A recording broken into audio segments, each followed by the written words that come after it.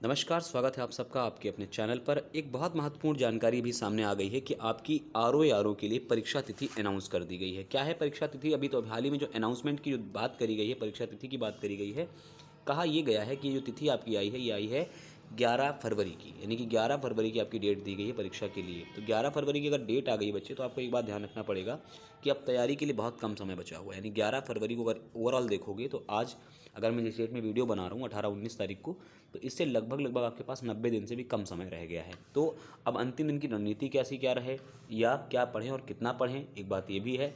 और किस विषय के पिछले पेपर में कितने सवाल आए, एक स्ट्रेटजी ये भी बहुत ज़रूरी है। और साथ ही साथ किन पुस्तकों का सहारा लेंगे, सारी बातें आपके लिए वो बातें हैं जिनके लिए ज़रूरत बन जाती है कि हम किस तरीके से आरओ के अंतिम दिनों में रणनीति अपनी यूपीपीएससी के लिए रख सकते हैं। तो चलिए वही डिस्कस करेंगे आप सबके साथ में, ज़्यादा समय ना लेते हुए।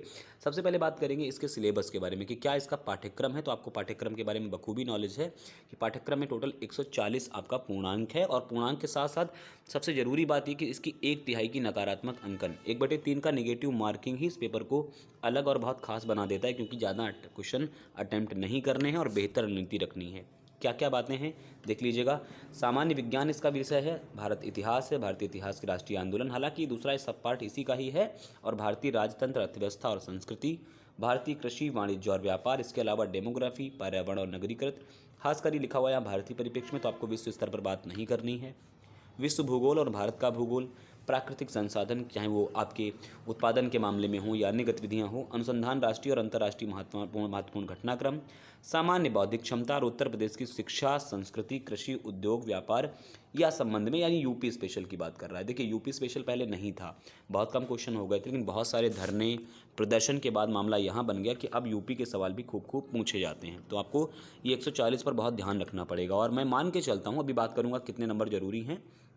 हिंदी के बारे में बात करूं, देखने में केवल 6 टॉपिक, पूर्णांक 60 का ध्यान रखना।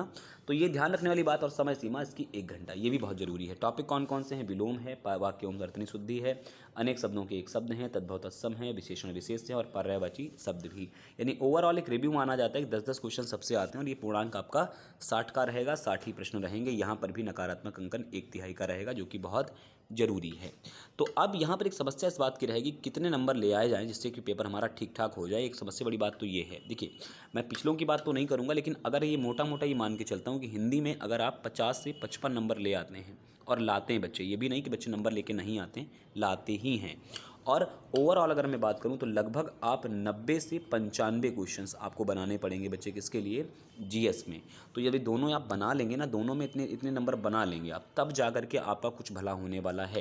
यानी ओवरऑल अगर बात आपसे करें तो लगभग आपके 140 या 145 क्वेश्चन जब आपके ठीक ठाक बनेंगे, तब आप ये सुरक्षित रखिएगा कि अब आपका जो आरओ का मेंस है, इसके लिए आप अपीयर करेंगे और आपको बाहर नहीं होना पड़ेगा। ये बहुत ज़रूरी बात है आपकी हिंदी और साथ ही साथ जीएस के लिए। इसमें कोई घुमाऊ बात नहीं है, मैं स्पष्ट बता दूं, इतने नंबर आपको चाहिए होंगे, तभी आपकी रणनीति सफल हो पाएगी। ठीक है, चलिए आगे बात करें। अब आपकी स्ट्रेटजी क्या रहे, चूँकि बहुत सारे सपने, क्या क्या कर लिया जाए, क्या क्या ना कर लिया जाए, क्या कुछ बना सकते हैं, कितने क्या घंटे पढ़ाई करी जाए, ये सारी बातें स्ट्रेटजी करके ही आप पढ़ाई कर पाएंगे, क्योंकि अब 90 दिन से कम समय बचा हुआ है। ठीक है, और यही सबसे बड़ी बात है। तो पढ़ाई के लिए मेरा मानना ये है कि जो आपके घटनाक्रम हैं, घटना चक्र के जो पूर्वावलोकन हैं, इन पर बहुत ध्यान दीजिएगा। चाहे वो सामान्य विज्ञान के परिप्रेक्ष्य में हो, चाहे वो भूगोल के परिप्रेक्ष्य में हो, या जनजातीय आपके भारतीय राष्ट्रीय अर्थव्यवस्था हो, इतिहास हो, या फिर आपका पर्यावरण हो, या इसके अलावा भी अगर हम बात करें तो सामाजिक विकास या अन्य घटनाक्रम के जो अलग अलग विविध आते हैं। तो क्या घटनाक्रम में भी कुछ कमियां हैं? हाँ, कमियां हैं। आपकी कुछ बारीक चीज़ें जो होंगी, जो बहुत छोटे सवाल होंगे, वो यहाँ से पूरे नहीं हो पाते हैं, क्योंकि ये पूर्वावलोकन काम ये करता है कि जो पहले के क्वेश्चंस आए हुए हैं उन पर ध्यान देता है ज़्यादातर।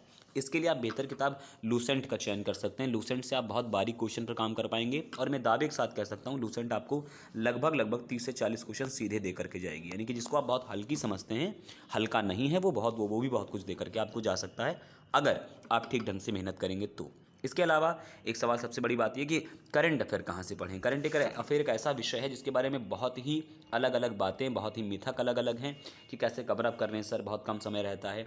तो आप एक वार्षिकांक ले लीजिएगा, चाहे तो आप ई दृष्टि का ही ले लीजिएगा, वार्षिकांक ले लीजिएगा। और वार्षिकांक में बड़े फायदे ये हैं क्योंकि आपका पेपर फरवरी में लगा है। कब लगा है? फरवरी में लगा हुआ है। तो ये मान के चलिएगा कि जनवरी के आसपास तो घटनाक्रम पूछेगा नहीं, वो ये मान के चलो कि 1 जनवरी से लेकर के आपका दिसंबर तक, यानी कि 31 दिसंबर तक 2023 के परिप्रेक्ष्य में ये आपका बहुत अच्छे तरीके से तैयार कर लीजिएगा। कारण चूंकि पूरा पेपर आपका यहीं से आने वाला है, तो वार्षिकी अच्छी उठाइएगा और जहाँ पर अच्छे कंटेंट आपको, अगर आप लगातार आर की तैयारी करते हैं तो आपको ये समझ में मोटा मोटा आ जाता है कि कैसे सवाल आपके पेपर में आने की गुंजाइश रखते हैं। ठीक है, तो इतना आपको तैयार करना पड़ेगा, वार्षिकांक ही ले लीजिएगा, ज़्यादा अच्छा रहेगा आपके लिए। आगे अगर बात करें हम हिंदी के लिए, तो चाहे तो आप एक किताब आती है घटना चक्र की, चाहे आप ये ले लीजिएगा पूर्वावलोकन, जो सवाल आपके आए हुए हैं। लेकिन पूर्वावलोकन से भी बेहतर किताब आपकी मार्केट में है आदित्य प्रकाशन की।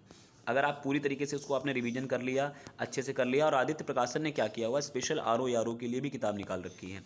तो मैं ये नहीं कह रहा हूँ आपको कि मैं किसी का आपका स्पॉन्सरशिप दे रखा हूँ, स्पॉन्सर कर रहा हूँ किसी किताब को, लेकिन हाँ ये ध्यान रखना आदित्य ने उसी आधार पर एक अलग किताब ही निकाल रखी है। ठीक है, तो आप अगर चाहें तो इसे ले लीजिएगा, ये पूर्वावलोकन के आधार पर है, और आर के जितने भी क्वेश्चंस आए हुए हैं प्रैक्टिस भी करनी है, थ्योरी भी पढ़नी है, तो ये इसकी किताब आदित्य पब्लिकेशन की बहुत अच्छी रहने वाली है। तो मेरा ये सुझाव है कि आपके बहुत कम समय बचा हुआ है पढ़ाई के लिए, बेहतर से बेहतर जो भी रणनीति रह सकती है मेहनत करिएगा, यूपी स्पेशल पर काम करिएगा, चूँकि यूपी स्पेशल से क्वेश्चन आएंगे। खासकर जो पिछले पेपर में देखने को मिला वो आपके हिस्ट्री से बहुत अच्छे क्वेश्चन थे, वो भी मॉडर्न से। ठीक है, आधुनिक भारत से बढ़िया सवाल आपके फंसेंगे। इसके अलावा पॉलिटी पे बहुत ध्यान दीजिएगा, जहाँ से सर्वाधिक सवाल आएंगे। आने वाले समय में इन्वायरमेंट एक बहुत बड़ी समस्या है, तो पर्यावरण संबंधित जो भी मुद्दे हैं आपके लगातार चर्चा में बने हुए हैं, चाहे वो आपके COP 27 के मुद्दे हों या आने वाले COP 28 के मुद्दे हों। ठीक है, आने वाले COP 28 के मुद्दे हों या अभी भारत के अंदर जो भी बातें रहने वाली रहीं, जैसे अगर भारत के बारे में अगर हम बात करें तो भारत में क्या क्या मुद्दे चर्चा में रहे, जैसे अभी भारत के भीतर मुद्दे चर्चा में रहने वाले रहे मौलिक, जहाँ से सवाल आने तय हैं। जैसे एक तो सवाल मुद्दा रहा G20 का, G20 के मुद्दे को कोई हटा नहीं सकता। इसके अलावा G7 जो तो जापान ने अध्यक्षता करी। इसके अलावा अगर बात करें हम SCO, भारत के द्वारा मेजबानी करी गई। वर्ल्ड कप की बात करें, वर्ल्ड कप के भारत में किया गया है। ठीक है, कोविड से जो क्वेश्चन बन सकते हैं, क्योंकि वैक्सीनेशन से जो सवाल बन सकते हैं उनके ऊपर ध्यान दीजिएगा। ये वो मुद्दे हैं, या G20 की जो अलग अलग बैठकें हुई हैं, कहाँ हुई, कैसे हुई, इन सारे मुद्दों पर ध्यान दीजिएगा। यही सवाल आपके पेपर में आएंगे ज़्यादातर, मेरा मौलिक बात है।